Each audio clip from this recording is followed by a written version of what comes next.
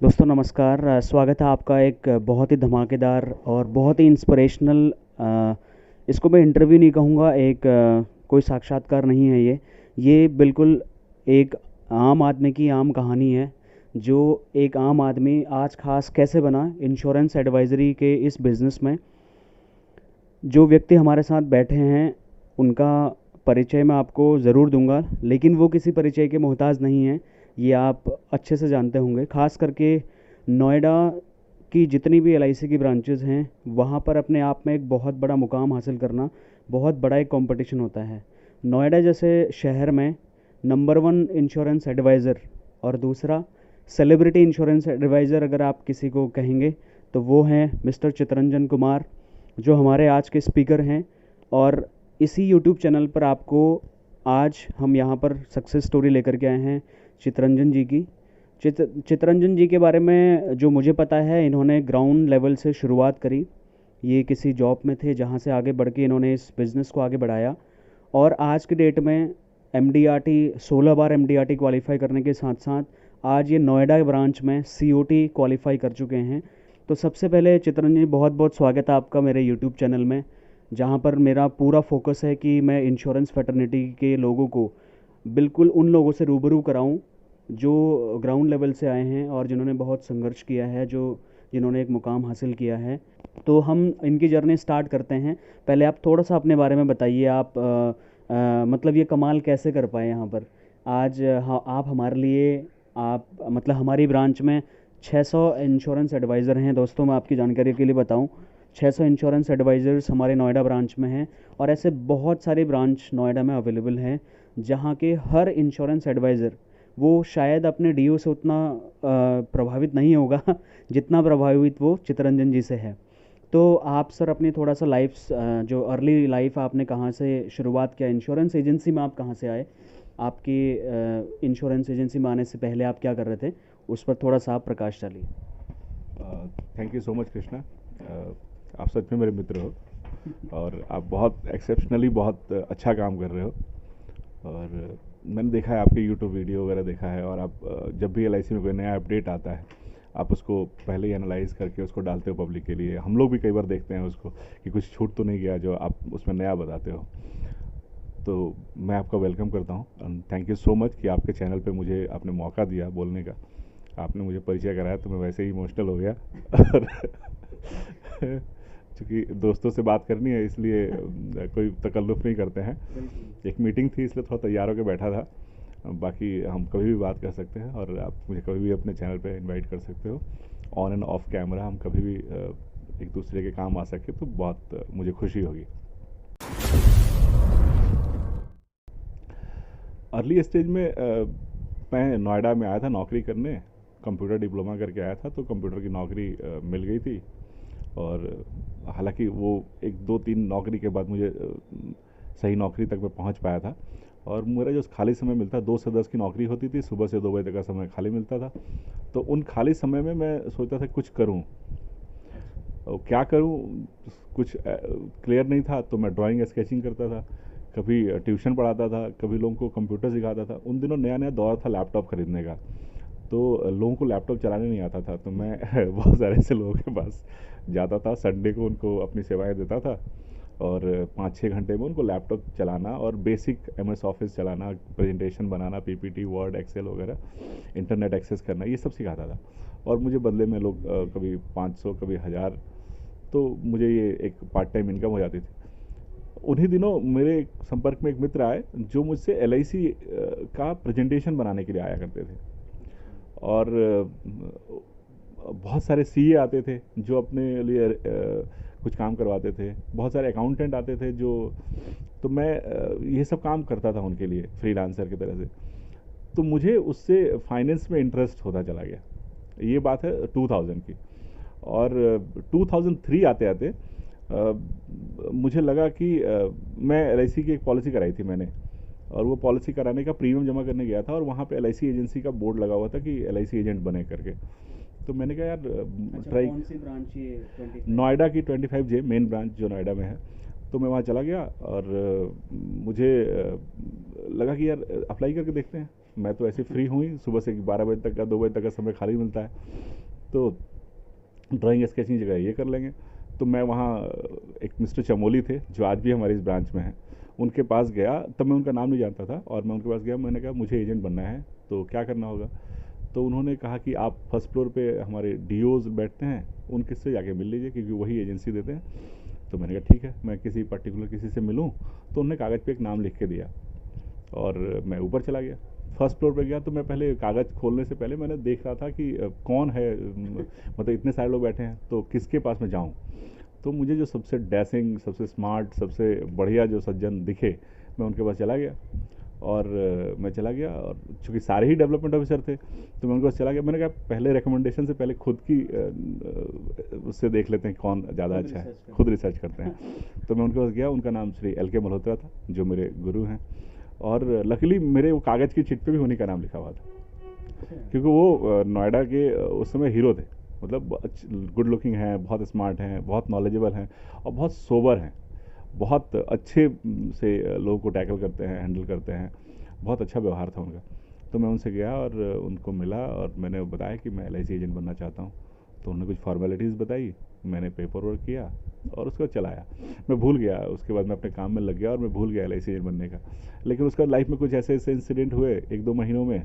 मेरे पिताजी का एक्सीडेंट हुआ, और उन दिनों मैं गंगोत्री की यात्रा पे गया था। मैं जिनके साथ काम करता था उनके साथ में हम लोग दूरदर्शन और नेशनल ज्योग्राफिक और डिस्कवरी चैनल, ये 3-4 चैनल पे हम लोग फ्रीलांसर कुछ सर्विसेज देते थे। तो उसी इंटरव्यू करने के सिलसिले में हम लोग गंगोत्री गए हुए थे। और जब मैं वहाँ से लौटा तो मैंने शायद फॉर्म भरा होगा मार्च में, और ये बात है अप्रैल मई में मैं ऑन ऑफ हो गया था, और मैं चला गया था, अपने काम में लग गया था, और गंगोत्री गए होते। वहाँ से जब लौटा तो मुझे पता चला कि मेरे पिताजी का एक्सीडेंट हो गया है और मुझे गांव जाना पड़ा।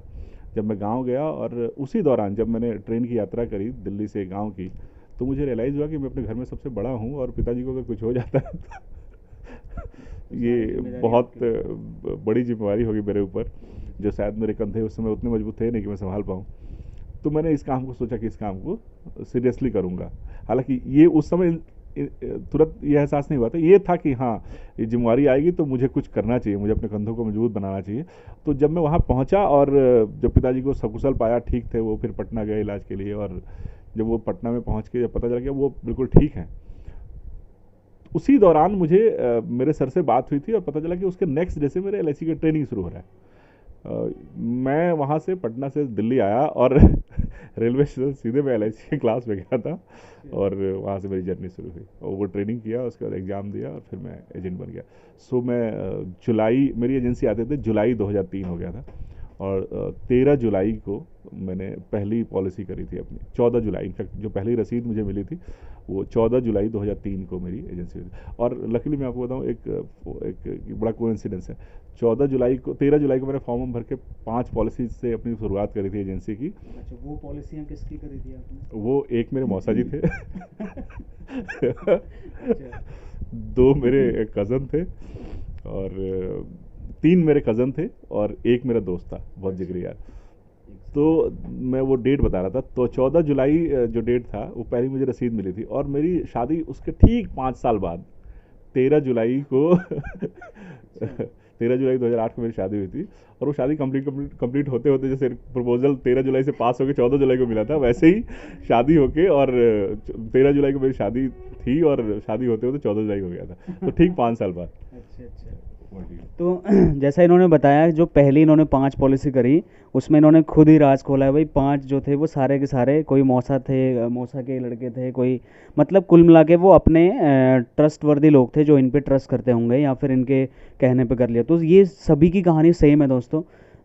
कई लोग जब यहाँ पे नई इंश्योरेंस एजेंसी लेते हैं तो ये हमारा डाउट रहता है कि हम जाएं किसके पास। तो यही एक सिंपल तरीका है, पहले आप अपने लोगों से बात करें।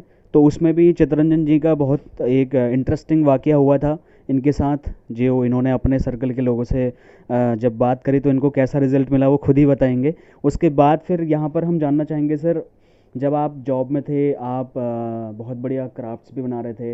आप, मैंने देखा है आपने बहुत बड़े बड़े लोगों के मीडिया इंडस्ट्री के बहुत बड़े बड़े जो एंकर्स हैं मतलब आपके घर में जो न्यूज़ चलती है अगर आप 10 न्यूज़ चैनल देखते हैं, उसमें से 8 जो न्यूज़ चैनलों के जो एंकर्स आप उनको देखते हैं, वो इनके आज के डेट में क्लाइंट्स हैं। तो उनकी जो फ़ोटोज़ है मैं स्क्रीन पे आपको दिखाऊंगा।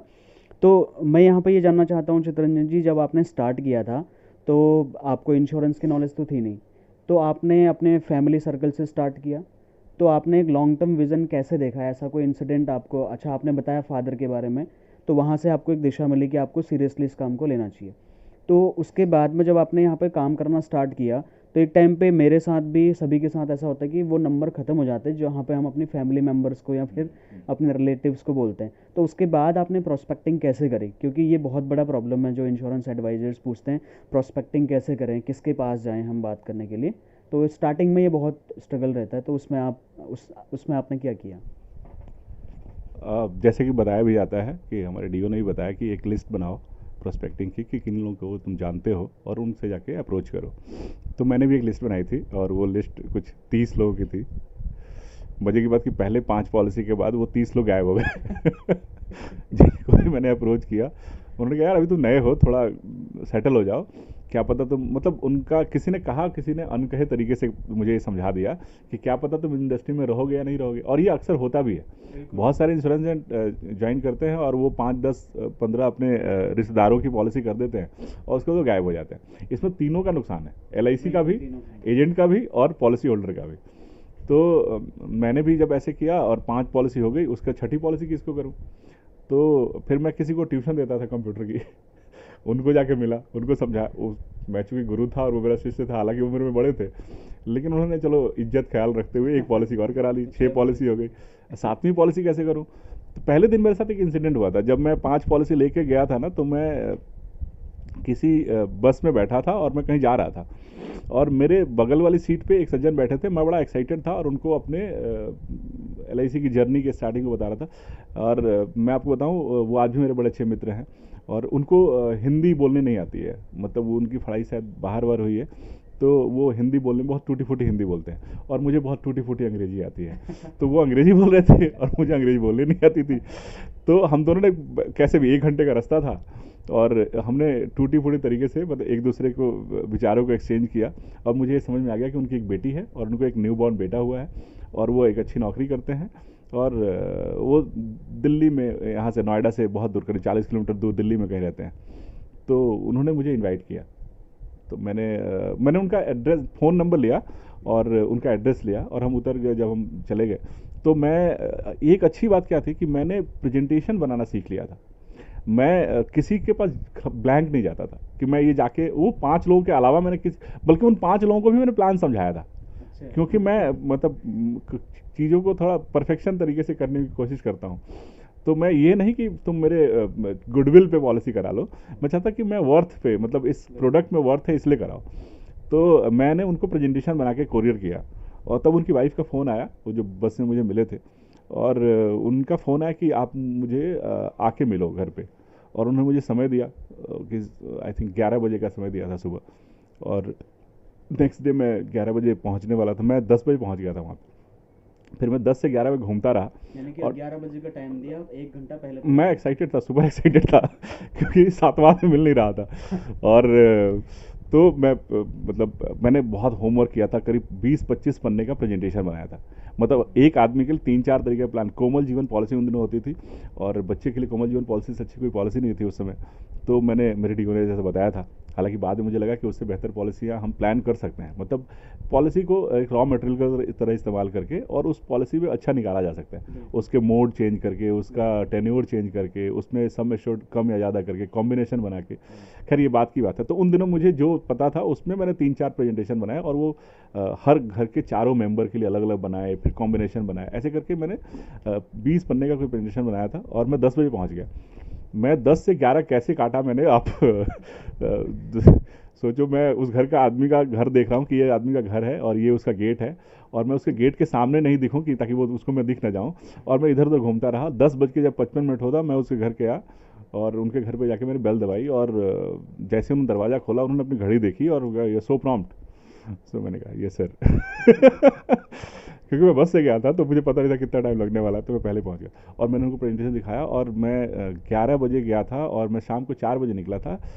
आपको यकीन आएगा 2003 में उस घर से मैं जब निकला था तो मेरे हाथ में 25,000 रुपये का चेक था। 2003 में? जी।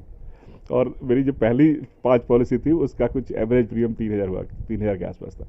तो 3,000 रुपये मैंने जान पहचान के लोगों से करी थी और एक अनजान आदमी को प्रेजेंटेशन देके मैंने 25,000 की पॉलिसी की। देन आई रियलाइज्ड अंडरस्टैंडिंग, और आप किसी को सेल करेंगे तो वो अबलाइज करके आपको भीख दे सकता है, लेकिन if you have the ability, अगर आप उसको एक्सप्लेन कर रहा है तो वो शायद अपनी औकात के हिसाब से खरीदेगा। और वो मेरी पहली बाहर की क्लोज थी। तो प्रोस्पेक्टिंग के बारे में बात करें तो मैं जिन जिन लोगों को जानता था उस समय, उसके अलावा मैं किसी को भी जानता था तो मैं उससे यही पूछता था, किसी से मिलता था तो मैं यही पूछता था कि आपने पॉलिसी तो कराई रखी होगी। तो 99% चांस ये था कि वो कहता था हाँ करा रखी है, क्योंकि अधिकांश लोग यही कहते हैं, और 1% चांस है कि वो कहेगा कि नहीं कराई है। तो जो लोग कहते थे कि करा रखी है, मैं बोलता अपनी पॉलिसी की डिटेल दीजिए, मैं आपको उसका स्टेटस दूंगा। और मैं ऑफिस जाता था, उनका स्टेटस निकालता था और उनको बताता था कि इस पॉलिसी में आपको कितना मिलेगा। वो बोनस कैलकुलेशन सिखाया गया था, तो उससे बोनस कैलकुलेट करते थे कि इसमें सम एश्योर्ड बोनस, इस पॉलिसी का फीचर क्या, पहले वो पढ़ता था। तो मैं जब 10-15 लोगों से मिला तो मुझे अलग अलग पॉलिसी के डिटेल्स मिलने लगे, तो मैं हर पॉलिसी को समझने लगा कि भाई इसने एक जीवन आनंद पॉलिसी कर रखी है, किसी ने जीवन छाया करी है, किसी ने जीवन अनुराग करा है। तो ये 3 प्लान तो मैं सीख ही जाता था। मैं जाके डीओ के साथ बैठता था, मैं बोलता ये कौन सा प्लान है, इसमें क्या क्या बेनिफिट्स होते हैं। फिर मैं उस आदमी को जाके बताता था कि आपकी पॉलिसी में आपको पता है ये बेनिफिट्स हैं और इस तरीके से मिलेंगे, और आपको इस समय पैसा मिलेगा, और इतना आपने दे दिया है, और इंश्योरेंस कवर इतना है, इसमें नॉमिनी ये है, इसमें एड्रेस ये है। कुछ ऐसा निकल जाता था जिसमें वो कहता था अच्छा इसमें एड्रेस तो मेरा पुराना वाला है, या इसमें मेरा नॉमिनी तो मेरी माता जी हैं तो मेरी पत्नी को कर सकते हो क्या। तो इस तरह से कुछ सर्विसिंग का काम मिल जाता था।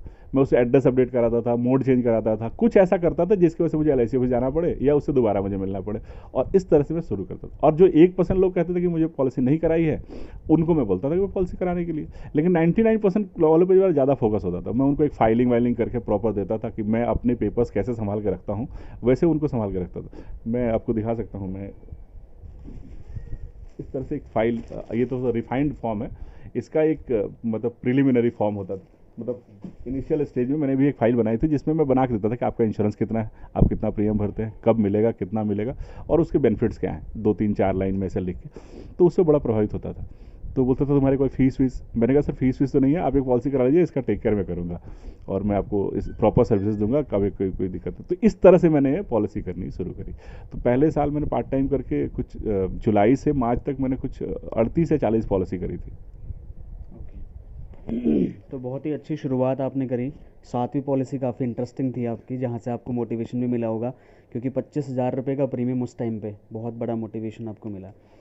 उसके बाद जब आप आगे बढ़ते गए, आपने MDRT की शुरुआत कहाँ से हुई, इसकी इंस्पिरेशन कैसे मिली आपको? मतलब जब आप MDRT करना आपने स्टार्ट किया, तो क्योंकि आप ग्राउंड लेवल पे काम करते हैं, तो आपने खुद ही सारा कुछ किया या फिर आपने कोई टीम बना के काम करना स्टार्ट किया, या उसके लिए कोई एजुकेशन मिली, या सेल्फ स्टडी आप करते रहे अपनी तरफ से? क्योंकि उस टाइम पे शायद जब आप बात कर रहे तो यूट्यूब स्टार्ट ही हुआ था, तो ऐसा कोई प्लेटफॉर्म भी ज़्यादा लाइमलाइट नहीं था। तो आप अपनी एजुकेशन कैसे आप चीज़ों को अपडेट हो करते थे, और कैसे आप लोगों को प्रेजेंट करते थे उस टाइम पे? मल्होत्रा जी जो मेरे डीओ थे, उनके जो अच्छे एजेंट्स थे, तो 5-6 अच्छे एजेंट्स का ना हमारा एक ग्रुप बन गया था, जो हम लोग अक्सर मिलते थे LIC ऑफिस में। तो हम लोग अक्सर कुछ नई चीज़ें सीखने में जोर देते थे, आपस में शेयरिंग करते थे, एक दूसरे को प्लान समझाते थे। और उन्हीं दिनों इंस्टीट्यूट ऑफ एक्सीलेंस का दिल्ली में कोचिंग हुआ करता था, तो उसकी ट्रेनिंग, कोचिंग, मेंटरिंग, उनकी फ़ीस बहुत ज़्यादा थे, लेकिन उनका एक बेसिक कोर्स था जो सस्ता हुआ करता था।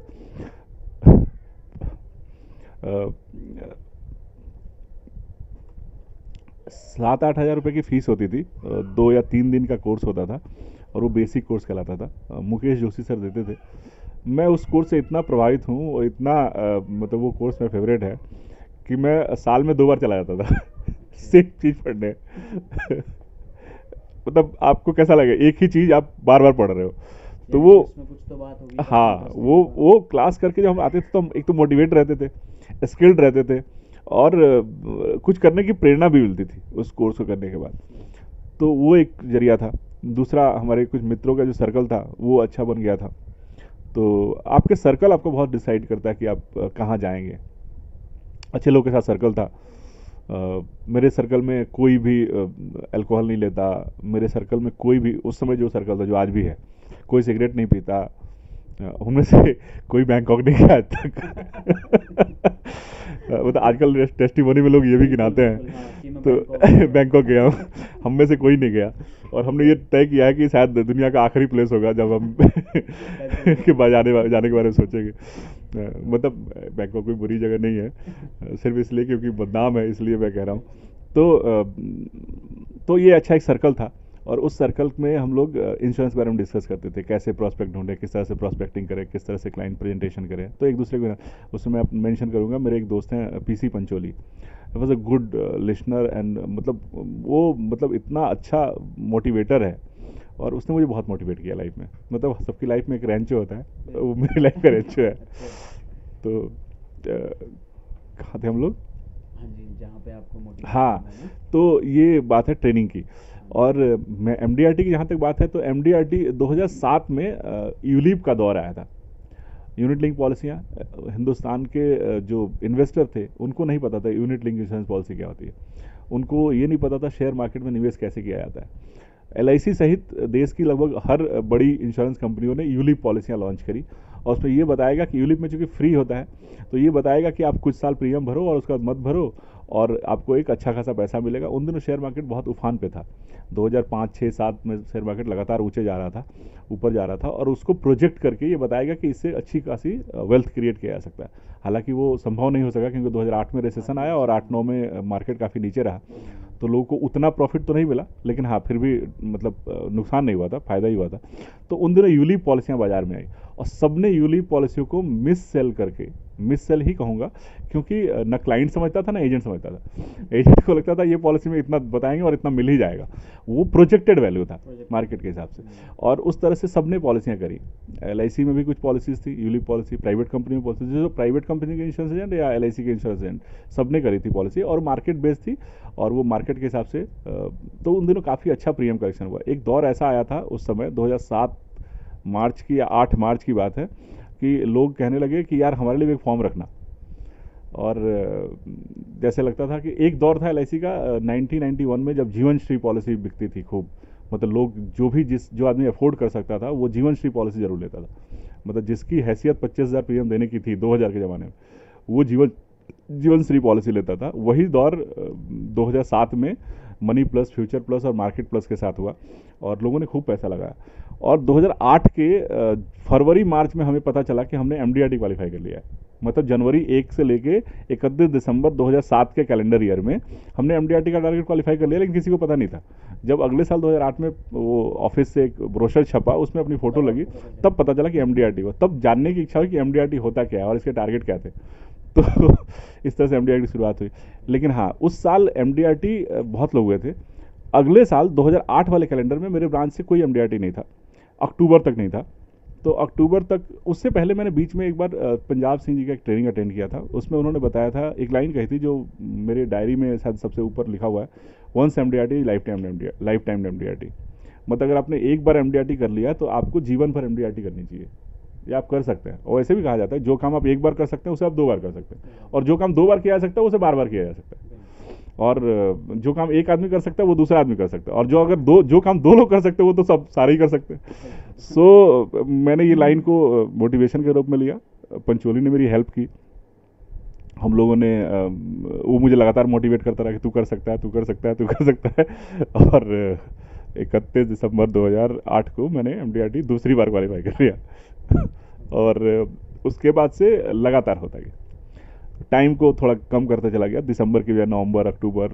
अब तो इस साल बाय गॉड ग्रेस और मेरे क्लाइंट लोगों की मदद से मैंने 1 जनवरी से शुरू किया गया एमडीआरटी टारगेट, 31 जनवरी को कंप्लीट कर लिया था। तो इस तरह से जर्नी शुरुआत हुई। तो एक मोटिवेशन मिलता है कि जो आपने अपना बेंचमार्क सेट किया उसको तो इम्प्रूव करते ही जाना है।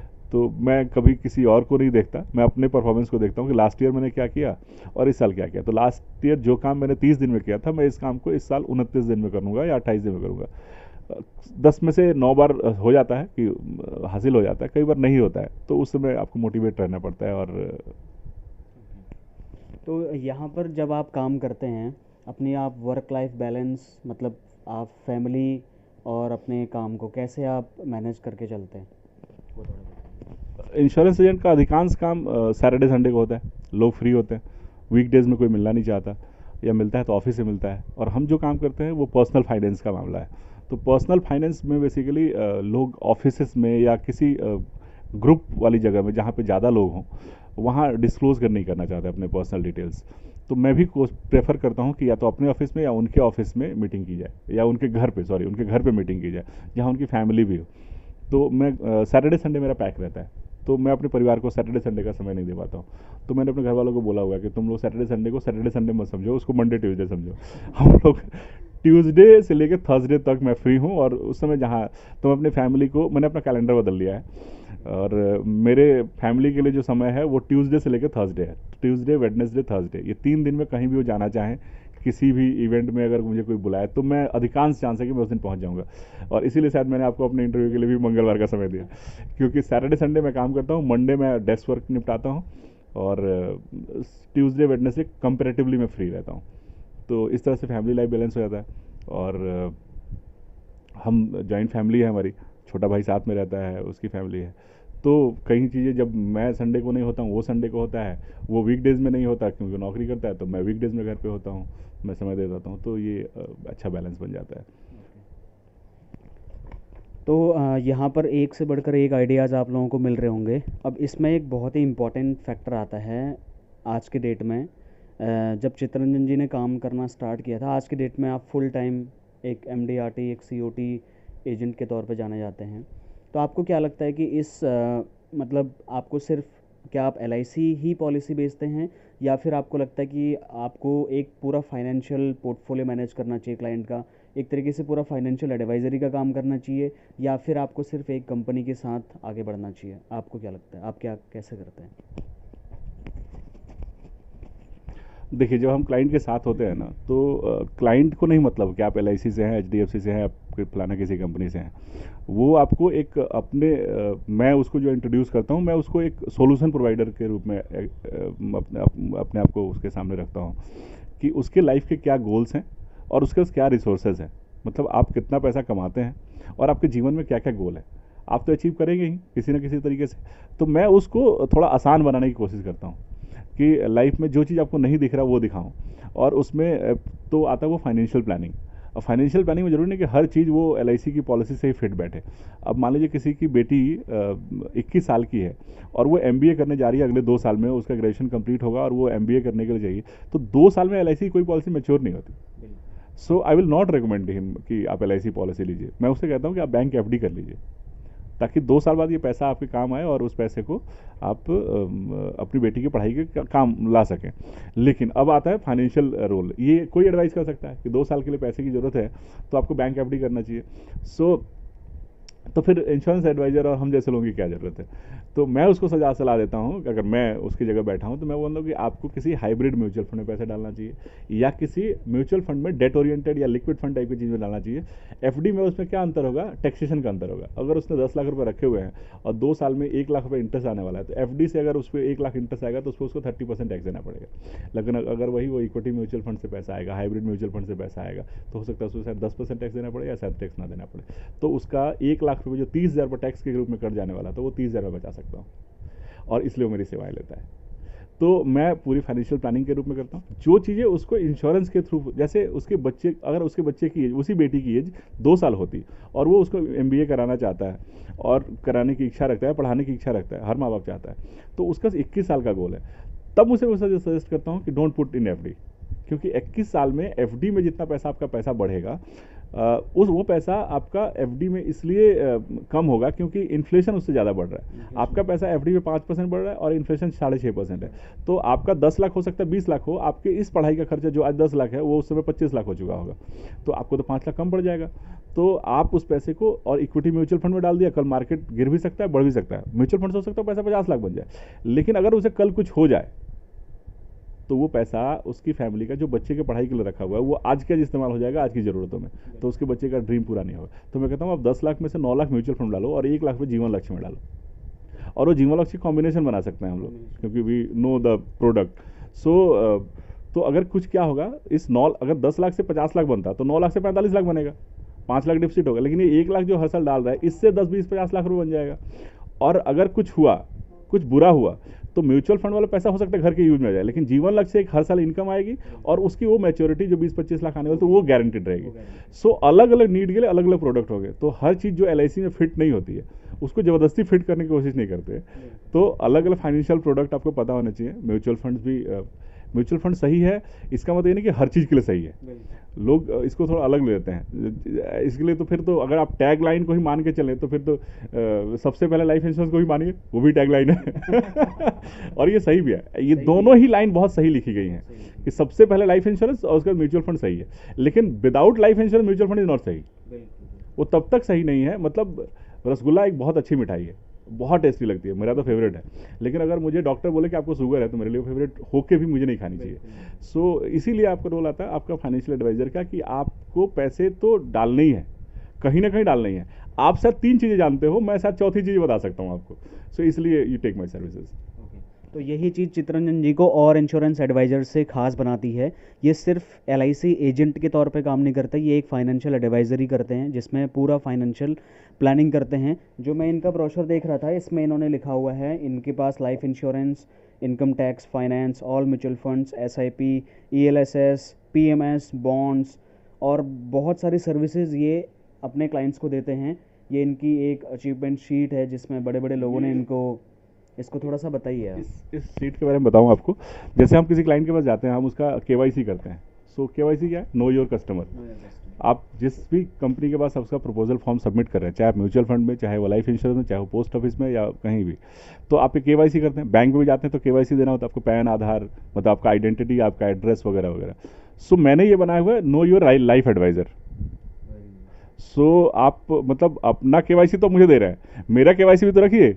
सो मेरा एड्रेस, मेरा फ़ोन नंबर, मेरे personal phone number and what I do, मैं क्या क्या करता हूँ, तो वो सर्विसेज है मेरी, और मैंने क्या क्या अचीव किया है इन सब कर करके, ये सब करके। तो ये सब मैंने एक मेंशन करके एक छोटा सा प्रोफाइल बनाया हुआ जो मैं उसको देता हूँ, और इस पर मैंने यही लिखा हुआ कि I don't sell, educate and help you to grow in life. मेरा एक ही मकसद है कि आप अपने रिसोर्स से, आपका जितना रिसोर्स है उस, वो अगर इनफ है तो उससे ही, अगर नहीं इनफ है तो कौन कौन से खर्चे कर्टल कर किए जा सकते हैं उनको काट के, और उस रिसोर्स को बढ़ा के अपने गोल्स को कितने इजी तरीके से आप अचीव कर पाए। देखिए जीवन में हर आदमी अपनी डेस्टिनी तक पहुंचता ही है, अगर वो प्लान कर ले तो शायद उसको लाइफ में सरप्राइजेस कम होंगे, अगर वो अनप्लान रहेगा तो लाइफ में सरप्राइजेज आते रहेंगे। कोरोना में उन लोगों को ज़्यादा दिक्कतें हुई जो अगले दिन के लिए प्लान नहीं थे, लेकिन जिन लोगों ने सेविंग करी थी, जिनके पास बैकअप था, वो लोग उतने, वो तो मजे कर रहे थे, है ना। उन्हीं लोग वो कुकरी वीडियोज आ रहे थे कि आज हमने ये बनाया, ये खाया।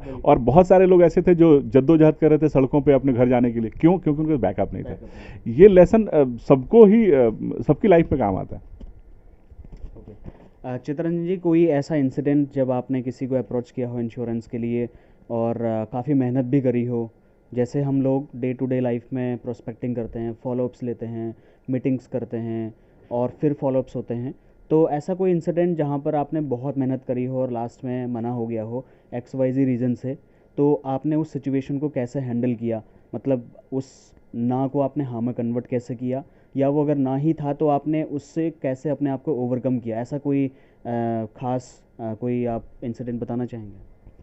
बहुत है इंश्योरेंस इंश्योरेंस एजेंट की लाइफ में जितने सक्सेस हैं, मैंने शायद 3000 के आसपास पॉलिसीज़ करी होंगी, और म्यूचुअल फंड में भी ठीक ठाक अच्छा कॉर्पस मेंटेन करता हूँ।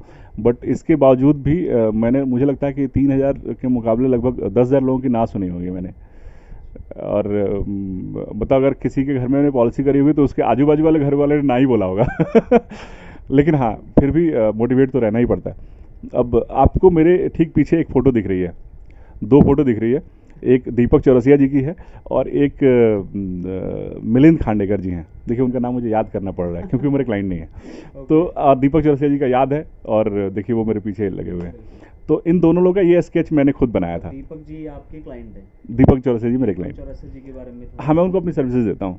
मैं नॉर्मली बहुत कम रिवील करता हूँ कि मैं अपने फाइनेंशियल डेटा किसी क्लाइंट को, किसी क्लाइंट से, बट हाँ, मैं उनका एडवाइज़र, उनके फाइनेंशियल चीज़ों को मैं मैनेज करता हूँ। तो दीपक सर का मैं मिलने के लिए मैंने उनकी पेंटिंग बना रहा था, और उसके बीच उनके पॉलिसी से रिगार्डिंग उनके जो प्रीवियस पॉलिसीज़ वगैरह थे उनमें कुछ नॉमिनेशन का था, कुछ और कुछ था, तो वो सब मैंने सॉर्ट आउट किया। तो मेरी मतलब मैंने उनको फिर प्रेजेंटेशन दिया और पॉलिसी हो गई। तो वो उनकी पेंटिंग अधूरी रह गई है और वो अभी तक आज तक कंप्लीट नहीं हुई क्योंकि पॉलिसी हो गई। एक्चुअली मेरा पेंटिंग बनाने का उद्देश्य ही था उन तक पहुंचना, जो कि हो गया था। ये आपका एक बहुत ही बढ़िया टूल था जो आपने अपनी आर्ट्स को अपनी मार्केटिंग में यूटिलाइज किया, राइट? आपने वहीं से स्टार्ट किया लोगों तक पहुंचने के लिए। मेरा ड्राइंग इसका आपको बताया कि मैं स्केचिंग वगैरह करता था, तो मैंने उस शौक को जिंदा रखा हुआ है। जब कभी समय मिलता है तो मैं ये करता हूँ। तो मैं एक दिन एबीपी के ऑफिस गया था, एबीपी न्यूज़। तो मैंने पता किया कि यहाँ के चीफ एडिटर कौन है, तो उन्होंने बताया कि मिलिंद खांडेकर सर हैं। मुझे नाम से ज़्यादा कुछ मिला नहीं, तो मुझे किसी ने नंबर नहीं दिया, कुछ नहीं दिया। तो मैंने गूगल पे सर्च किया और उनकी फ़ोटो मिल गई। तो मैंने उनकी फ़ोटो से ये फ़ोटो स्केच किया देख के, और फिर मैंने उनको अप्रोच करने लगा कि उनसे मिलने के लिए, जस्ट कि मैं आपको मिलना चाहता हूँ। उन्होंने कहा क्यों मिलना चाहते हो, मतलब मैसेज, मोबाइल नंबर किसी के थ्रू मिल गया फिर बाद में। तो मैंने कहा कि आपको ये स्केच गिफ्ट करना है। तो बड़ा एक्साइटेड थे, बड़ा अच्छा। तो बोला यार तुमने मेरे लिए इतनी मेहनत क्यों की वगैरह वगैरह, कि मैं कोई इतना बड़ा आदमी थोड़ी हूँ, ही सो हम्बल पर्सन, मतलब बड़े अच्छे आदमी है। बट जैसे ही उनको बाद में पता चला कि मैं इंश्योरेंस एजेंट हूँ क्या पता शायद उन्होंने मेरा नंबर ब्लॉक कर दिया और मैं मिला नहीं। तो वो बहुत अच्छी बनी है मैंने स्केच, आप इसको जूम करके दिखाइएगा लोगों को। और बहुत डिटेलिंग, मतलब मैंने करीब 8-9 रातें लगाई होंगी इसको स्केच करने में, और उन्होंने ना बोल दिया। तो मैं क्या करता, मैंने लगा रखा है उनके फ़ोटो को, जब भी मिलेंगे तो दिखाएंगे। इस तरह से मैंने ऐसे बहुत सारे लोगों को स्केच बना के गिफ्ट किया। स्केच बना के गिफ्ट इसलिए करना था कि या तो बहुत बड़े आदमी थे, मिलते नहीं थे, तो मैंने कहा कैसे मिलें। तो मैंने कहा और वैसे भी मैं किसी को मिल के मैं उसकी ज़िंदगी में क्या देने वाला हूँ, जब तक इंश्योरेंस पॉलिसी नहीं लगा मेरा तो कोई कंट्रीब्यूशन होगा नहीं। तो मैं चाहता था कि कुछ भी मैं उससे मिलने जाऊँ तो कुछ उपहार स्वरूप लेके जाऊँ। तो बिगनर की मिठाई देने से ज़्यादा अच्छा है कि मैं उसको एक स्केच बना के ले जाऊँ। हालांकि ये कभी कभी बहुत उल्टा हो जाता है, क्योंकि मैं उससे मिलना आ चाहता हूँ और स्केच बनने में मैं चूँकि रेगुलरली तो करता नहीं, मुझे समय नहीं मिलता, तो स्केच बनाने में टाइम बहुत ज़्यादा लग जाता है और तब तक वो क्लाइंट शायद मिस आउट हो जाता है। तो हालांकि अब ये स्ट्रेटजी मैंने चेंज की है, अब मैं जिसको बहुत प्यार करता हूँ उसी के स्केच बनाता हूँ ओके। तो ये बहुत ही इंटरेस्टिंग लगा मुझे, मतलब इन्होंने मुझे, जब मैं इनके पास एडवाइस लेने के लिए आया था तब भी इन्होंने मुझे बताया था कि आपके पास जो भी रिसोर्सेज हैं आप वहीं से शुरुआत कर सकते हैं। आपको जो आता है उसमें आपको ये सर्च करना है कि आप इस चीज़ को अपने बिजनेस को ग्रो करने के लिए कैसे इम्प्लीमेंट करते हैं। तो उसका जीता जागता उदाहरण इनके ऑफिस में लगी हुई कई सारे पेंटिंग्स जो आपको स्क्रीन में दिखाई दे रही होंगी, वो जीता जागता उदाहरण है। और ठीक मेरे सामने इनका पूरा बुक शेल्फ रखा हुआ है जिसमें कम से कम नहीं तो 400 या 500 किताबें शायद होंगी, और जहाँ पर कुछ सीडी डीवीडीज़ हैं, कुछ पत्रिकाएं हैं, कुछ बड़े बड़े नॉवेल्स हैं, कुछ मोटिवेशनल बुक्स हैं, कुछ बिजनेस बुक्स हैं। तो चित्तरंजन जी, इतनी सारी बुक्स इकट्ठा आपने कब करी और कब ये पढ़ डाली? क्या यही राज है आपके सीयूटी बनने का? मतलब एक एजेंट को इतनी बुक्स पढ़नी पड़ेंगी उसको सीयूटी बनना है तो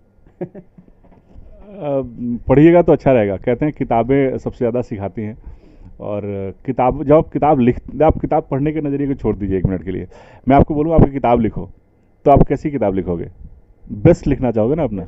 तो जिसने भी ये लिखी होगी उसने अपना बेस्ट लिखा होगा, और इसमें से जो आदमी, जिस आदमी की किताब है उस आदमी ने अपना बेस्ट लिखा है। तो सोचो वो आदमी शायद मेरे सामने बैठ के उतनी अपनी जीवन के बारे में अपनी बातें नहीं बता पाता होगा।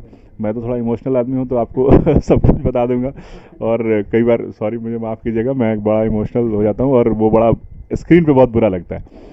वैसे तो ठीक लगता है, पर्सनल लेवल पे ठीक है कि सामने वाला देखता है कि यार बड़ा अटैच्ड है ये आदमी, बट वो स्क्रीन पे यूट्यूब वीडियो में कोई आंसू बहाते हुए दिख जाए तो I am really sorry for that, मैं रोक नहीं पाता हूँ अपने को।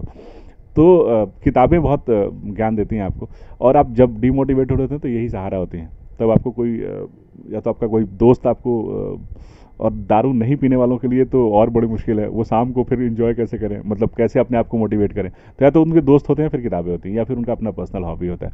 बाकी लोग तो शाम को अपना गम गलत कर लेते हैं, तो हम किताबों से करते हैं। तो लॉकडाउन में बहुत बहुत सारी किताबें पढ़ी मैंने, और मैं पंजाब सिंह जी की, शिव खेड़ा जी की, मुकेश जोशी जी की, और कुछ ऐसी किताबें जो इंश्योरेंस से रिलेटेड, डायरेक्टली रिलेटेड है, उनकी किताबें मैं आपको भी रिकमेंड करूंगा कि आप पढ़िए। किताबें पढ़ेंगे तो आपका ज्ञान बढ़ेगा, और आप जब भी कुछ पढ़ेंगे, आप जो पढ़ेंगे वो आप अपने क्लाइंट के साथ शेयर कर सकते हैं।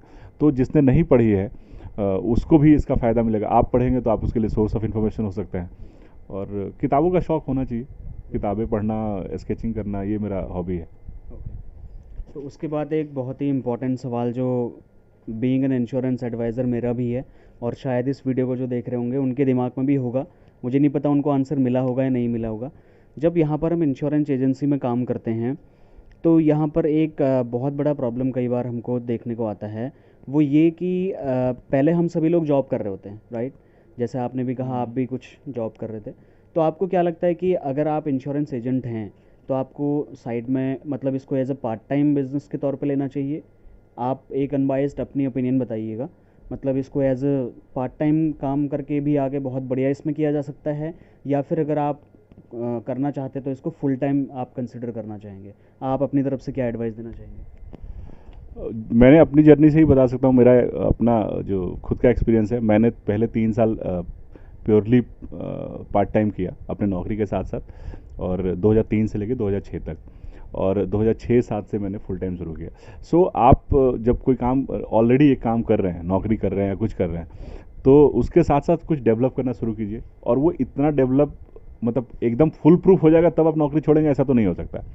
कहते हैं अगर आपके एक हाथ में रसगुल्ला है तो जब तक आप उसको फेंकेंगे नहीं तब तक दूसरा मिठाई तो नहीं ले सकते। तो या लड्डू है तो उसको लड्डू को हटाएंगे तभी आपका हाथ खाली होगा, तभी आप रसगुल्ला ले सकते हैं। आपके पास करने के लिए 8 घंटे हैं, 10 घंटे आप मेहनत कर सकते हैं, 11 घंटे कर सकते हैं, 12 घंटे कर सकते हैं। लेकिन अगर आप नौकरी करते हैं, 8 घंटे की नौकरी करते हैं, तो आपके पास 4 घंटे बचते हैं एक्स्ट्रा काम करने के लिए, और वो 4 घंटे इतने इंथुजियास्ट नहीं होंगे, मतलब उतने एनर्जी से भरे हुए नहीं होंगे। तो अगर आप 4 घंटे खूब एनर्जी से दे रहे हैं, तो कितने साल तक दे पाइएगा? तो एक पैरेलली उसके पास कुछ डेवलप कीजिए और उसके बाद उसको फुल टाइम में कन्वर्ट कीजिए। आपको लगना चाहिए कि इसमें स्पार्क है और मैं ये कर सकता हूँ। ये काम या तो कीजिए या मत कीजिए।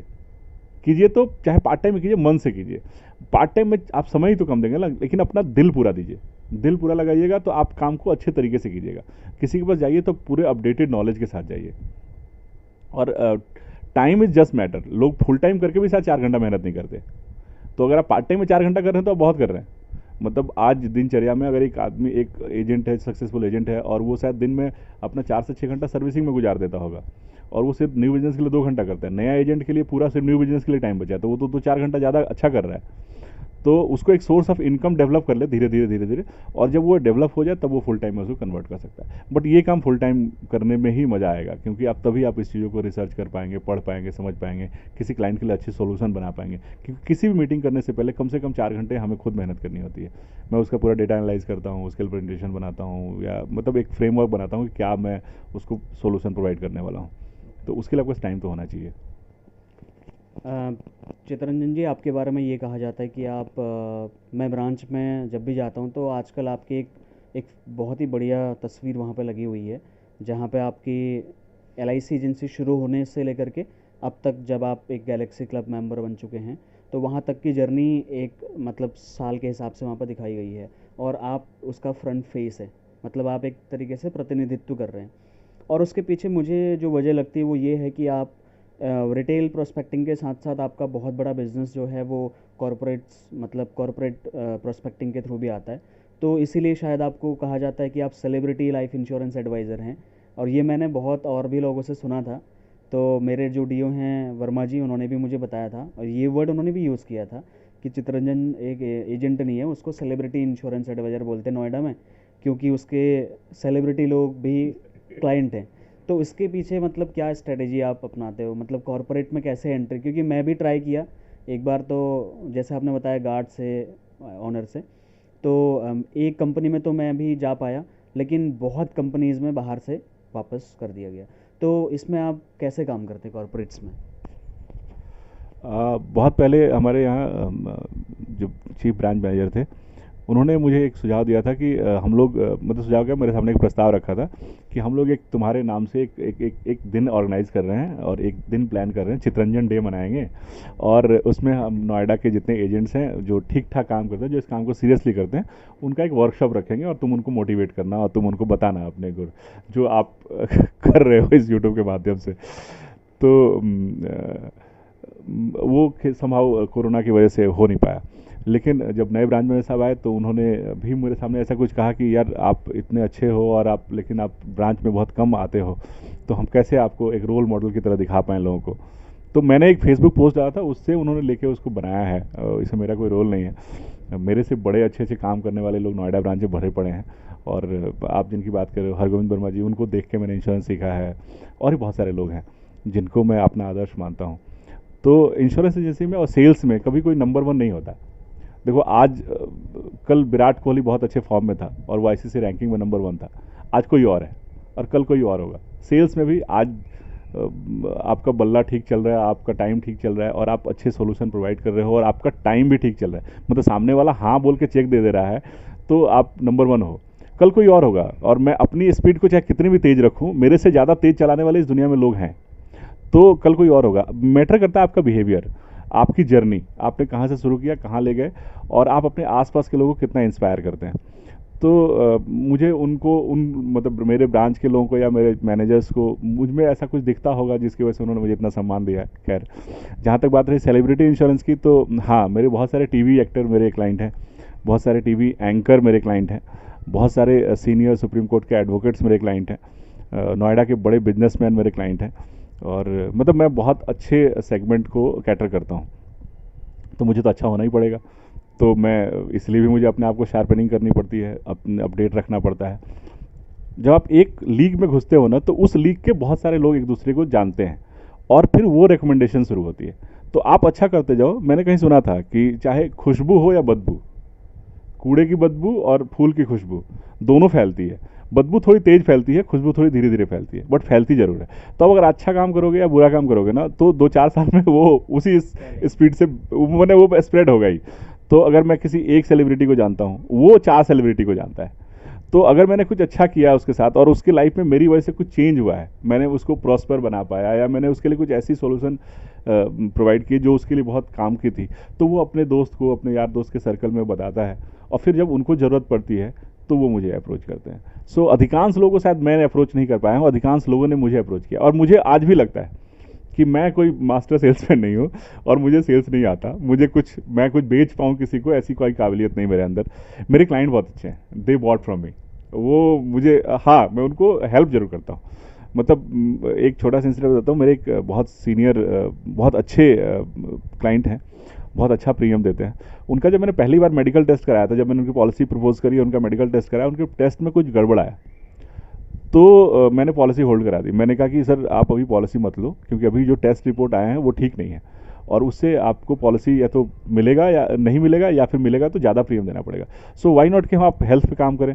और मैं उनके घर पे जाके उनकी पत्नी और उनकी माँ को बताया कि इनके साथ ऐसी ऐसी दिक्कत हमने टेस्ट करा था और ये रिपोर्ट में आ रहा था, तो आप इनके ये बिहेवियर चेंज कराइए।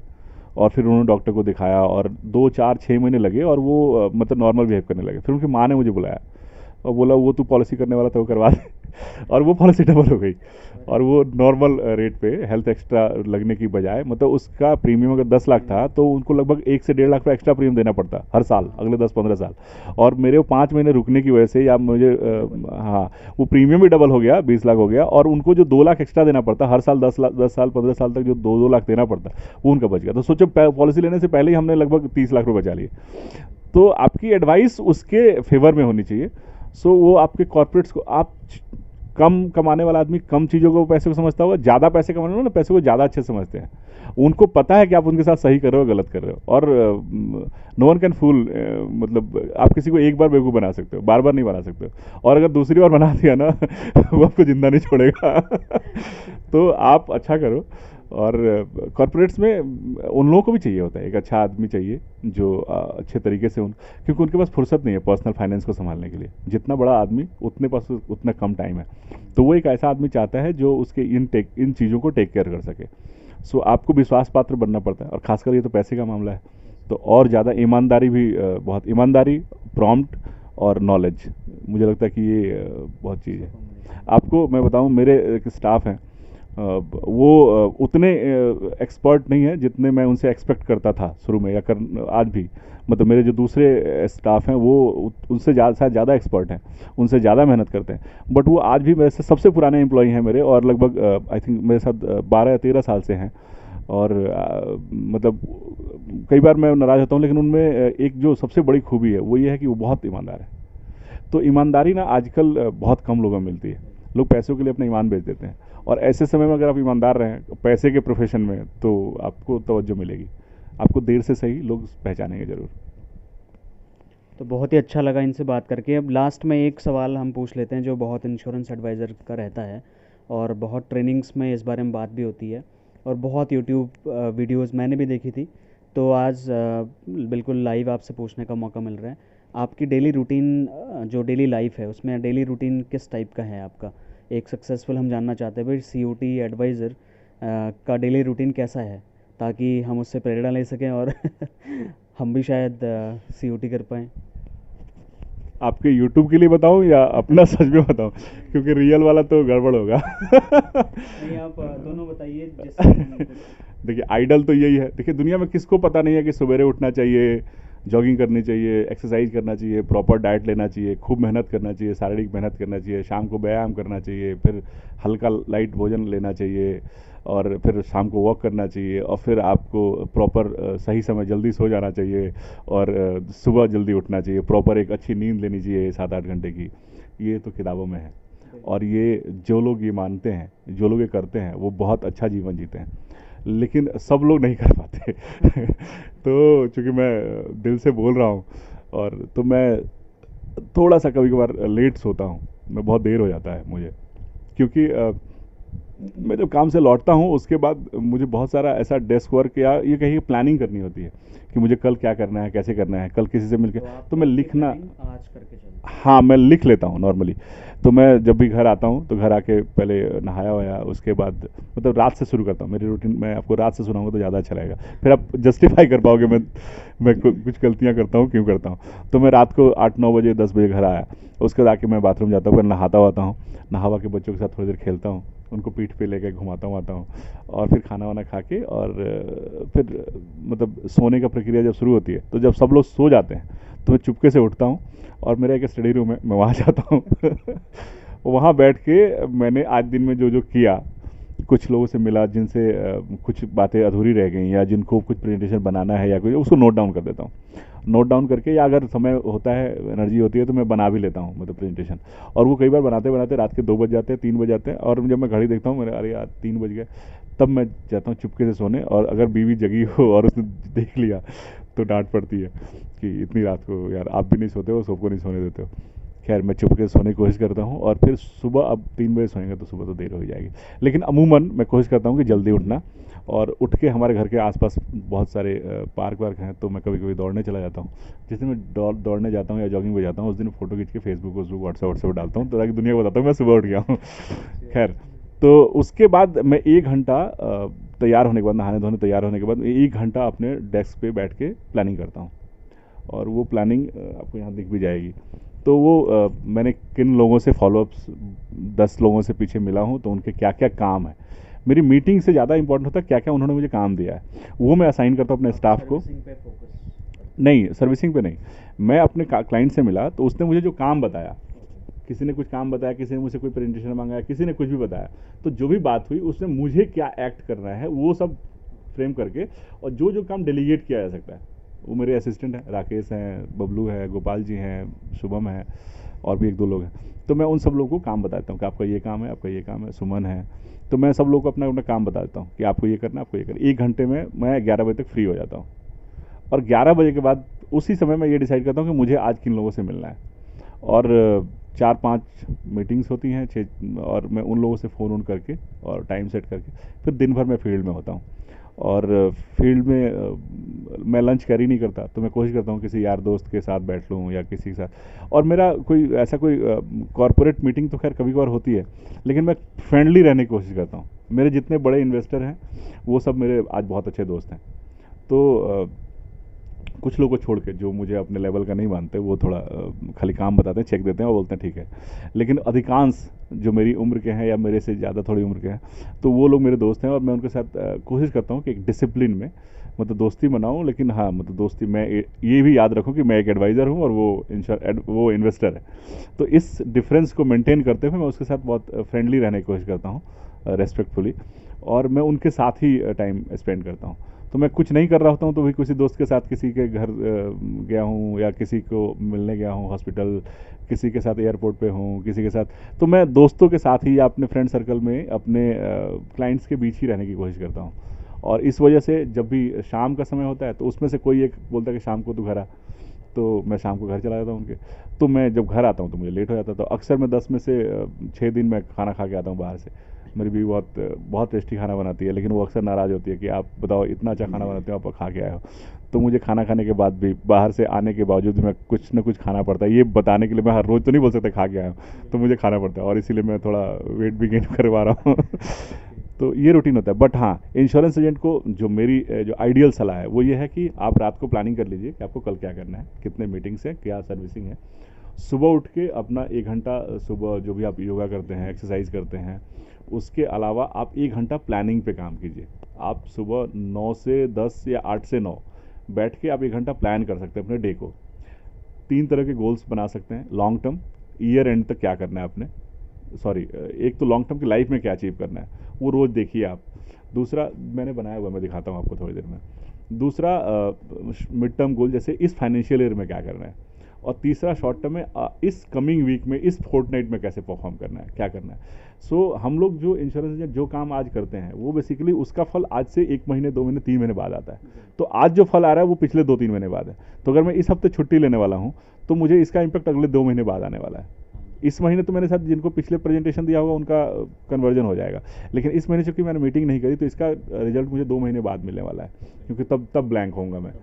तो मैंने जैसे देखिए बनाया कि मैं अपने मेरे गोल्स में सबसे जो लाइफ गोल्स में है कि लाइफ का एक पर्पस होना चाहिए कि किस पर्पस के लिए आप जी रहे हो। तो मेरा भी कुछ पर्पस है, कभी फिर इसका खुलासा फिर कभी करूँगा। और जो सेकंड है वो विनिंग फ्रेंड्स है।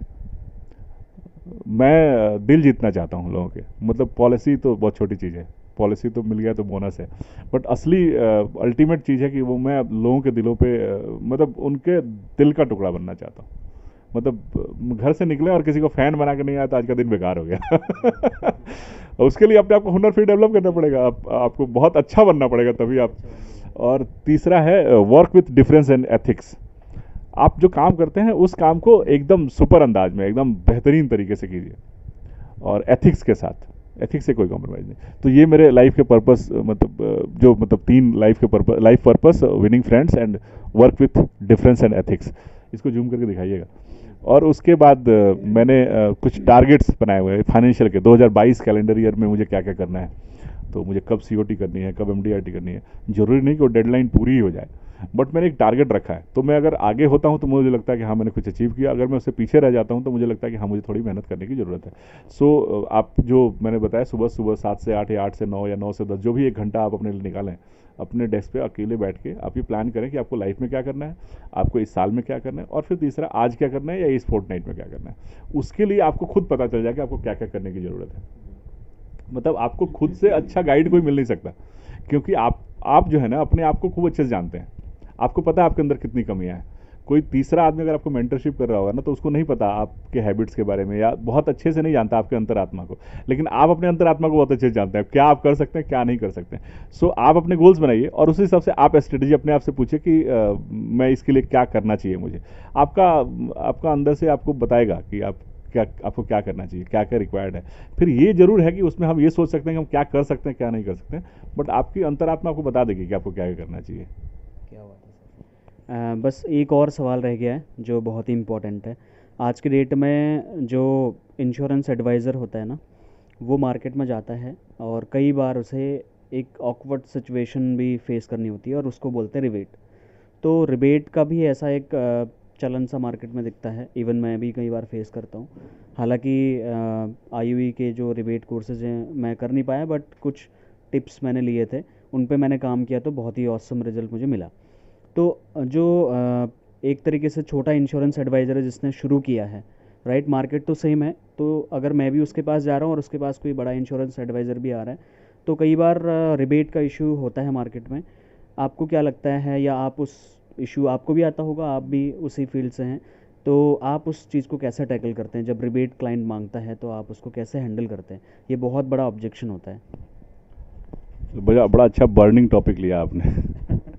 ये एक्चुअली दुखती रह गए हर दुखती रह गए इंश्योरेंस एजेंट की। इंश्योरेंस एजेंट नहीं, ये मार्केट में बहुत कॉमन है, हर आदमी के साथ आता है, मेरे साथ भी आता है। तो देखिए, मैं इसको इस तरीके से ना बता के मैं दूसरे तरीके से बताता हूँ। आप एक शर्ट खरीदने जा रहे हैं, तो आप दुकान पे गए और आपने पूछा कि ये शर्ट कितने की है, उसने बताया 1000 रुपये की। तो आपका अगला सवाल क्या होगा? इससे कोई सस्ती मतलब इसमें कितना डिस्काउंट मिलेगा या कितने में दोगे? कितने में आया भैया बताओ ना कितने में दोगे, मतलब वो छोड़ा, ठीक है 1000 तो प्राइस है हमारा, कुछ तो कम कराना ही। वो एक ये ह्यूमन मेंटेलिटी है। जब कोई कुछ खरीदता है तो वो उसमें चाहता है कि उससे कम कीमत देनी पड़े, ठीक है। तो अगर क्लाइंट मांगता है तो वो अपनी जगह सही है, ठीक है।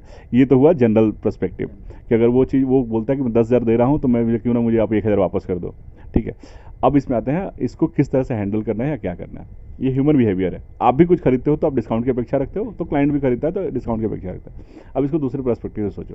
पहली बात तो कि इंश्योरेंस में इंश्योरेंस लेने और देने के लिए इंश्योरेंस नया लेने के लिए इंश्योरेंस एजेंट को भी और पॉलिसी होल्डर को भी, दोनों को ही रिबेट लेने या देने पर पाबंदी है। इंश्योरेंस एक्ट 1945, हाँ, वो जो एक्ट सेक्शन 45, हाँ, तो आपने देखा होगा फॉर्म पे भी मेंशन होता है कि अगर आप किसी भी तरह का इंश्योरेंस लेने के लिए आप रिबेट लेते हैं या देते हैं तो ये कानून जुर्म है, दोनों को सजा हो सकती है। तो पहली बात तो ये है कि ये कानूनन जुर्म है, एथिकली भी ठीक नहीं है। मतलब आप इसको किसी को डिस्काउंट देकर आप उसको बोल रहे हो कि आप इंश्योरेंस पॉलिसी लो, तो ये गलत है। अब आते हैं कि इसको हैंडल कैसे करना है। अगर मैंने ये शुरू किया कि मैं ये शर्ट बेचूंगा, ये शर्ट इतने की है तो वापस डिस्काउंट मांगोगे, तो मैं कोशिश करता हूँ कि इस तरह से शुरुआत ही ना करनी पड़े। मैं उसको, अच्छा डॉक्टर के पास जाते हो, डॉक्टर की फीस होती है 500 रुपये, आप बोलते हो कि सर डिस्काउंट कर लो थोड़ा, आप नहीं करते, क्योंकि वो आपको सोल्यूशन प्रोवाइड कर रहा है। जब तक आप प्रोडक्ट बेचते हो ना, तब तक कोई डिस्काउंट मांगेगा। अगर आप कोई भी प्रोडक्ट, आप ये ग्लास बेच रहे हैं, लैपटॉप बेच रहे हैं, तो मैं पाऊंगा अमेजन, फ्लिपकार्ट, जितने लोग बेच रहे हैं, ऑनलाइन बेच रहे हैं, ऑफलाइन बेच रहे हो, हर आदमी डिस्काउंट ऑफर करता है, ठीक है। सो जब भी कोई आदमी कोई प्रोडक्ट खरीदता है तो वो डिस्काउंट मांगता है। लेकिन जब भी हम किसी से सोल्यूशन लेते हैं तो हम उससे डिस्काउंट नहीं मांगते। डिस्काउंट की अपेक्षा कम होती है। आप डॉक्टर से एडवाइस मांग रहे हो, आप वकील से फीस मांगते हो, तो आप ये बोलते हो कि सर आप थोड़ी फीस कम कर लो। आप मतलब डॉक्टर का तो खैर है फीस होता है। सो आप सोल्यूशन प्रोवाइडर बनोगे ना, तो आपको शायद रिबेट की समस्या कम आएगी, पहली बात। दूसरी बात, अगर मैंने किसी आदमी को बोला कि आप 1 लाख पे इन्वेस्ट करना है, अगर वो मुझे बोलता है कि मुझे जीवनानंद पॉलिसी खरीदनी है और मुझे इतना प्रीमियम देना, कितना डिस्काउंट दोगे, तो ये बनता ही है डिस्काउंट। मैं इस तरह से बेचता ही नहीं। मैं कोशिश करता हूँ कि मैंने कहा अगर आपको पता ही है कि जीवनानंद पॉलिसी लेनी है और ये भी पता है कि 25 साल की लेनी है और ये भी पता है कि 10 लाख की लेनी है, तो आप मुझसे क्यों करा रहे हो? आपको, मुझे LIC कमीशन देगी, मैं उस पर इनकम टैक्स भरूंगा और फिर बचा हुआ पैसा मैं आपको दे दूंगा, तो मैं क्यों, मैं मतलब आप ये भाया होके क्यों जाते हो? आप खुद एजेंसी लो और खुद कर लो। आप समझ रहे हो? तो आप, आपके घर में कोई दूसरा मेंबर तो बताओ, मैं उसको एजेंट बना देता हूँ, आप उससे पॉलिसी करा लो, तो सिंपल बात है, आपका पैसा आपके घर में रहेगा ना, मेरे थ्रू क्यों जाएगा? और आपको सिर्फ 1 साल क्यों मिलेगा? हर अगले 15 साल पैसे मिलते रहे, हर साल जब रिन्यूअल, आपको पता है रिन्यूअल प्रीमियम पे भी कमीशन मिलता है, तो आप सिर्फ नए पॉलिसी क्यों लेते? पूरे पे लो, पहली बात तो। लेकिन अगर आपको लगता है कि कुछ ऐसी चीज मैं जो एडवाइस कर सकता हूं जो आप खुद नहीं कर सकते हो, तो उसके लिए तो बनता है ना मेरा। LIC को अगर ये कमीशन ज्यादा लगता है तो LIC कमीशन कम नहीं कर देती। इंश्योरेंस 1956 से हो रहा है, मतलब आज से लगभग कितने साल हो गए? 70 साल हो गए। तो 70 साल में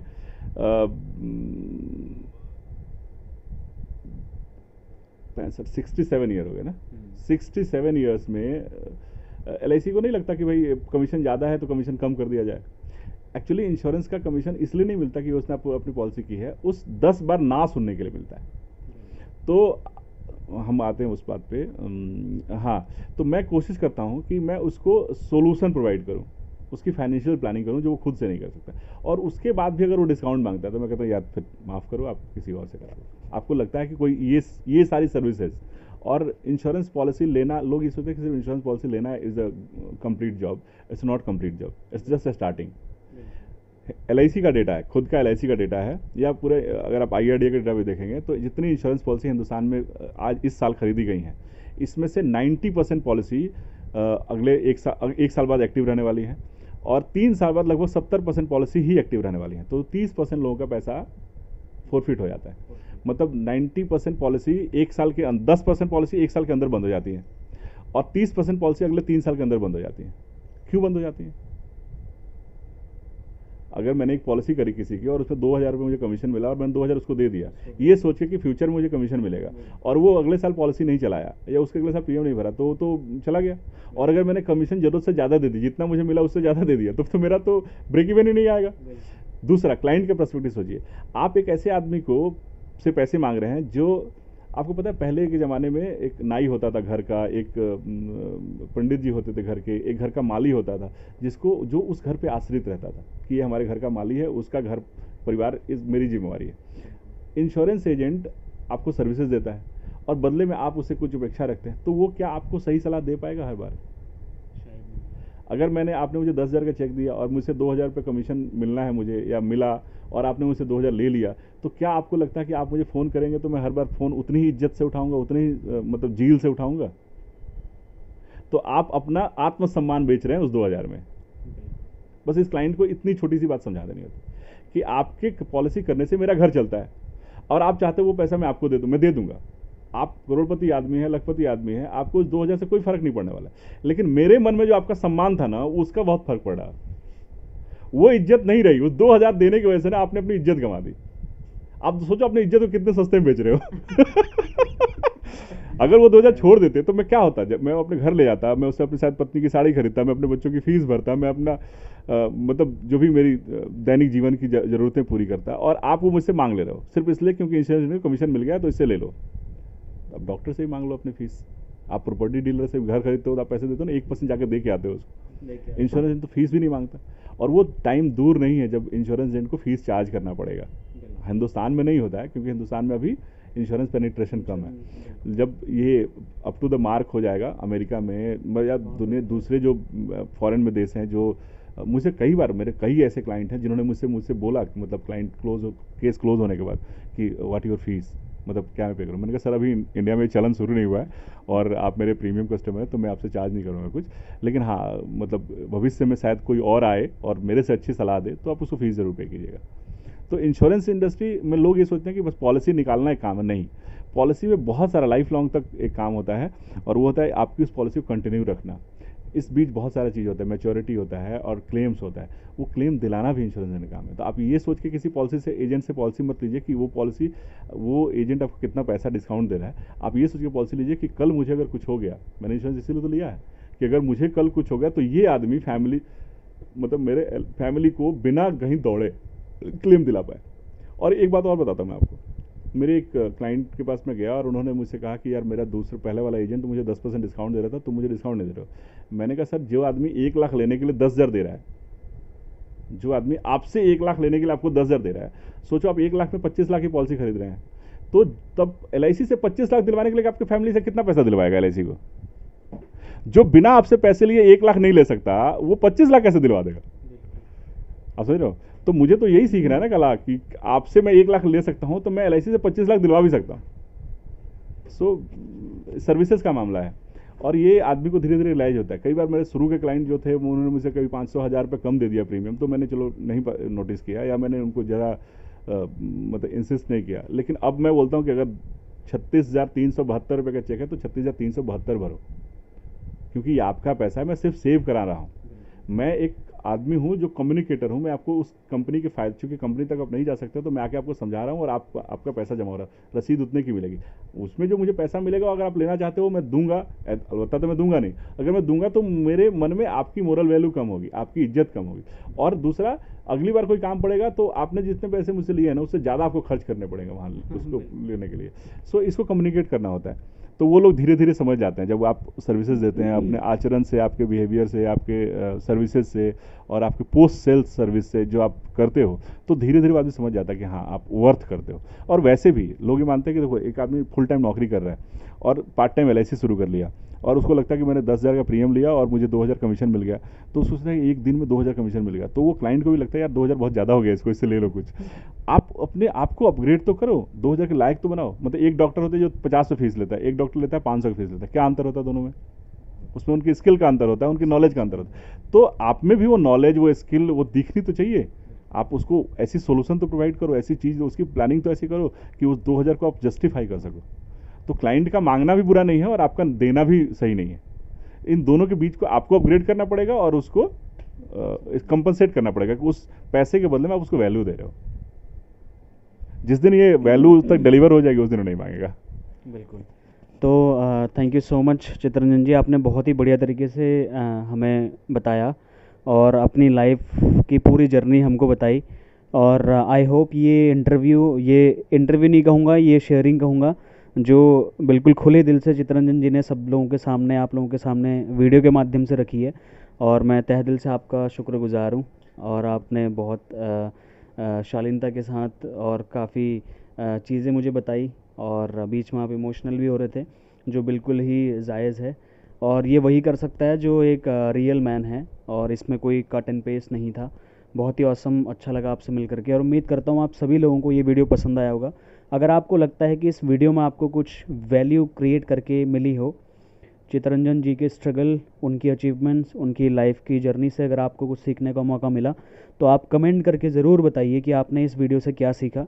जैसे कि उन्होंने कुछ बहुत ही इंपॉर्टेंट टॉपिक्स के ऊपर बताया, अपनी शेयरिंग करी कि वो अपना डे प्लान कैसे करते हैं, वो ऑब्जेक्शन कैसे हैंडल करते हैं, वो रिबेट को कैसे टैकल करते हैं, वो कॉरपोरेट प्रोस्पेक्टिंग कैसे करते हैं, वो रिटेल के साथ साथ और फैमिली और वर्क लाइफ बैलेंस को कैसे मेंटेन करते हैं। ये कुछ की पॉइंट्स हैं। आपको इनमें सबसे बढ़िया क्या चीज़ लगा वो आप कमेंट करके ज़रूर बताएं। और इसका अगर आपको इसमें अगर आपके कोई और क्वेश्चंस हैं जो हम कवर नहीं कर पाए, तो वो भी आप कमेंट करके बताएं। उस पर भी हम कोशिश करेंगे, कभी अगर टाइम मिला तो दोबारा से हम रूबरू होंगे और आपके लिए एक और नई इन्फॉर्मेटिव वीडियो लेकर के आएंगे। तो thank you so much for watching this video. बहुत बहुत धन्यवाद सर आपका। Thank you so much.